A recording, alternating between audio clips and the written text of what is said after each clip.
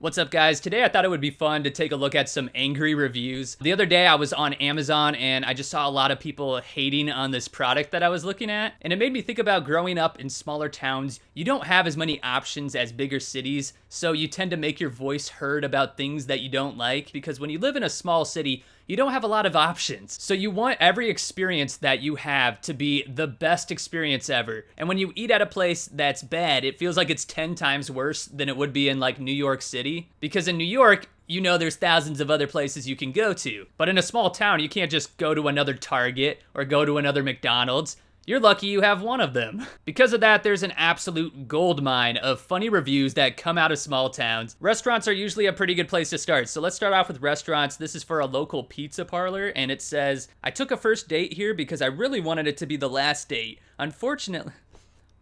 What? I don't know why he's banking on this restaurant being the place that ruins his relationship. Unfortunately, the food came out delicious and very fresh tasting. They were not rude to my date at all, which pissed me off because I was totally banking on that. Worst of all, they don't make curry pizza. What type of establishment doesn't serve curry pizza? Seriously, get with the times. I imagine the manager of this place like had a heart attack when he saw 1-star review, and then he read closer and he's like, "Oh, they said the food was good, okay." I want to know the backstory to this. Was this like a date that his parents set up for him and he felt like he had to go on this date? So he just like picked the worst place in town and then was like surprised that it was actually pretty good. Here's a review for a restaurant called House of Prime Rib. It's a 1-star review that says, "Made you look." Man. House of Prime Rib is a perfect name for this place. The sides are outright gross. That took a turn. But the prime rib was great. The portions are really outrageously big, so sharing is a must. There is a $7.50 split charge, but you get all the sides like salad, sourdough bread, horseradish galore. Okay, stop reading and make a reservation. Okay, fine, I will. Sounds like such a glowing 1-star recommendation. I can't wait. Here's another restaurant that says, "Only place open here at 10 p.m. on a Sunday, so you need to plan on having something to eat in this area way before 8 p.m. I feel like that goes for most places. I think you should probably have at least something to eat before 8 p.m. But he gave it a 4 out of 5-star review, and he said, "It's okay." I feel like if I was the manager, I would see this 4-star review and be like, "Whoa, 4 out of 5-star review. You must have really liked it." It was okay. You gave it a 4 out of 5 review. It's okay. It's okay. Food was okay. It's okay. Yeah, but you know that like 4 out of 5 is really good. 5 is perfect, so it's like almost perfect. So maybe you want to change the rating? It's 4 out of 5 is okay. I like this next one a lot. Hector likes to keep it simple and to the point. 1 out of 5 stars, too much water. Like in what way? Like the waiter just keeps bringing him waters the whole time and he was just sick of waters? Like in what way was there too much water? Of course, McDonald's. Gotta check out McDonald's. So this says, understaffed, slow. Even the drive-thru is slow. An hour ago I walked in. Understand? Small. Even in the drive-thru it was slow. Hour ago I walked in. And good at the counter. I wish I could figure out what this person is trying to say, because they just keep repeating themselves over and over, and it like makes less and less sense the more they say it. This must be exactly what happens to you when you have to wait an hour in the drive-thru. It just fries your brain. I feel bad. It's like he's shell-shocked from the whole experience. I walked in an hour ago. It was an hour ago, you hear me? An hour ago, you understand what I'm saying? It was an hour ago. An hour ago. But all in all, he gave it a 2-star review, so not the worst place he's been. There's another 1-star review that just says, "Same dough in many shapes and different fillings. Trying to reinvent the wheel? Sorry, not a fan." You think you can take your dough and just make different things? Like, how dare you try to reinvent the wheel? You know how I hate change. 1-star review, "I guess they don't like customers to order food to go." To go? Is he saying Togo or to go? I guess he wanted carry out food to go. "I was the only customer in the Togo line. Told the guy with glasses I wanted something Togo, and he told me 1 second, and then 25 minutes passed and I was still waiting. Told another guy I wanted something Togo, and another 10 minutes passed. You are right, still nothing. 5 dine-in customers were seated when I was waiting, so I just left." All the workers in the kitchen were probably like, "Togo? What's a Togo?" "We don't have any Togo." Here's another angry review, but this time the owner of the restaurant responded to the review. So the customer said, "If coerced, I would go here. But like its owner, it's desperate to hold on to the past. Unless changes are made, the future looks bleak."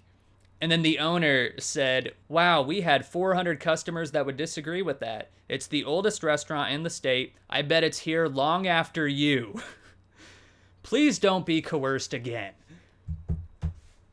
I wonder if the owner just responds to every terrible review for him, and he's in a small town, so you can only make so many customers mad. He's probably like the son of the owner, and he just like doesn't care anymore. He's fed up. Here's a review from a local amusement park, and I thought I'd toss it in because it really confused me. 1-star review, absolutely worse than Disney.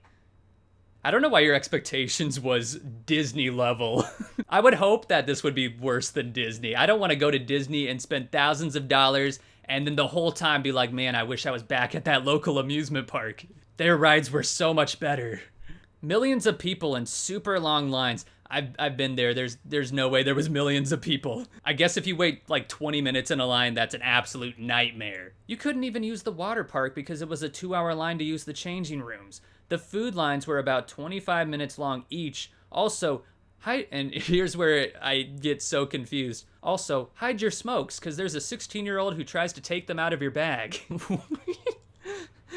They make it sound like some 16-year-old is just hiding in the bushes and pops out at random times and tries to snatch your cigarettes out of your bag. Clearly, there's no smoking in the park, but I'm not going to let some 16-year-old have a pack of smokes. But I will be alerting the authorities that you are allowing 16-year-olds to take cigarettes from adults. I think that's about a $10,000 fine each person, each park. So probably about $200,000 a day. Fine. Good luck. I can't tell if they're trying to say $200,000 a day or like $200 a day because they just put a comma instead of a decimal and they only have 4 zeros.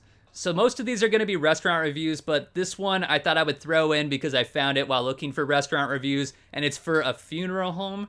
And it says, "Great service, down-to-earth people." That's either like a poor choice of words or the best review for a funeral home I've ever heard. Like, I've never read a more enthusiastic review for a funeral home. It's a 5 stars from Pat. He really enjoyed it. All right, we're back to McDonald's. I always say in a new place, if I don't know any of the places to eat, it's hard to screw up a McDonald's. Well, they did it. McDonald's did just that. I ordered a small fry and a large drink, and the people were just stupid. Like, how are they stupid? I feel like they left out the best part of the story. Did the food just taste bad? Or did they actually, like, really mess up the order, and you ordered, like, a small fry and a large drink, and instead they gave you, like, a small fry and a McFlurry and some sweet and sour sauce and, like, a toy? Like, how are they stupid? Here's another restaurant review that says, "I went with the ham and cheese, and he decided on the chicken curry salad. My sandwich came with fries, and they were just that, fries." I ordered the fries, and I was so bummed when I got fries. I come here every Saturday. They should know me by now. When I say fries, I don't mean fries. That's code. It's a code word. I don't want the fries. She did give it 3 out of 5 stars, which I thought this sounded like a pretty glowing review other than the fries, so she must have been pretty bummed about those fries. This next review is for the same place, and this is a 1 out of 5 star review. It says, "It's time to get out of the 70s. Took my mom here to lunch today. The interior is old and dated, and as is the menu and the food. We opted for dining outdoors, which was a pleasant shaded patio. Our waiter was Jordan, I think. He's a nice man. The menu offerings were pretty basic and nothing unique. Mother-in-law should step up her game. Get out of the dark ages and bring the food into the 21st century." 1 star for Jordan and the chicken curry salad. I like how she gave 1 star for Jordan because she liked the waiter so much, but this is a review on Yelp. And you can't, it's like impossible to give a 0-star review. So she should have given a 2-star review so that she's actually rewarding the waiter. Otherwise, it's basically like giving Jordan a 0-star review. So, sorry, Jordan. Here's another 1-star review. It's the same place. This place just keeps getting hammered. I mainly want to just read the middle line that says, "The waiters are friendly. The owner seems like a nice lady, but you can tell it's fake. So it's a little unsettling." And then they say, "Her little blueberry muffins that she gives aren't as amazing as you'd think. Really, it's just a way to get people inside the doors." I like how they're harping on the place for just trying to get people inside the doors. As if there's any other point of a restaurant. It's like, man, I hate that restaurant. They're trying to get customers. Losers. Here's another review from the same place. They got 1-star review that says, they should ask parties of 2 if they're okay with sitting at the community table before seating us. Ruined our experience of this place, and we were from out of town. Yeah, we're never coming back here again.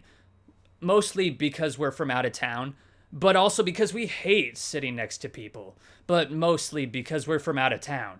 This is by far the worst McDonald's ever. Don't even mistakenly order your food here.